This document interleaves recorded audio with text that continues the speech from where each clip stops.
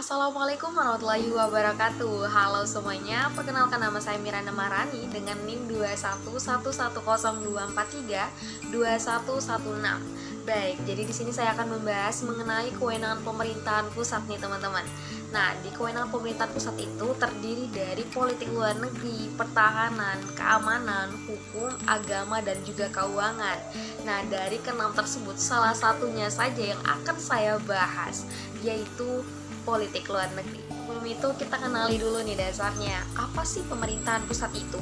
Jadi pemerintahan pusat itu disebut sebagai lembaga yang memiliki kekuasaan dalam memerintah sebuah negara.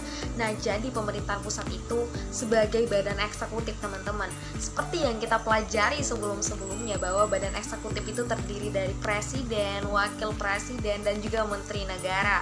Nah, dari sini udah terlihat jelas kan perbedaan dari pemerintahan pusat dan juga pemerintahan daerah. Kalau pemerintahan pusat seperti yang dikatakan di awal bahwa dia lebih berfokus secara keseluruhan atau cangkupannya lebih luas lagi gitu mengenai persoalan negara. Sedangkan untuk pemerintahan daerah mungkin dia lembaga yang hanya berfokus mengenai persoalan daerahnya saja.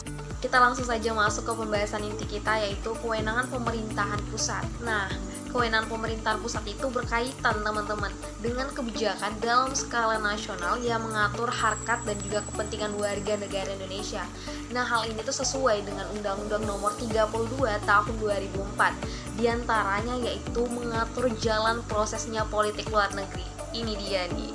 Jadi, Indonesia adalah negara yang ikut serta dalam membangun hubungan internasional dengan negara lain. Dan juga hubungan yang terjadi ini tidak hanya dalam ranah atau dalam aspek ekonomi, kemudian keamanan, tetapi juga dalam aspek politik loh. Seperti yang kita ketahui bahwa Indonesia ini menganut sistem politik luar negeri, di mana Indonesia ini ikut serta dalam membangun ataupun menjaga perdamaian dunia, tetapi perlu digarisbawahi teman-teman bahwa Indonesia ini tidak dapat mencampuri urusan negara. Melalui sistem pemerintahan di Indonesia, pelaksanaan politik luar negeri itu dilakukan atau sudah menjadi tugas ataupun kewenangan dari pemerintahan pusat teman-teman. Nah, timbul nih pertanyaan, bagaimana kalau pemerintahan daerah itu menginginkan hubungan politik dengan negara lain? Nah, kalau perihal tersebut, pemerintahan daerah itu tidak dapat memutuskan dengan sendirinya hubungan proses politik luar negeri itu, tetapi harus melalui perantara dari pemerintahan pusat, karena ini sudah menjadi ranah dari pemerintahan pusat. Perlu sekali kita ketahui dan perlu sekali kita perhatikan agar kewenangan pemerintahan pusat dan juga kewenangan pemerintahan daerah itu tidak terjadi tumpang tindih teman-teman, dan lebih teratur lagi mengenai persoalan politik luar negeri.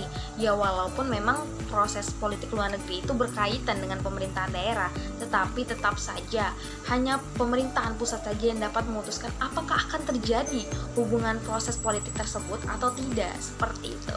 Mungkin sekian dari saya. Wassalamualaikum warahmatullahi wabarakatuh.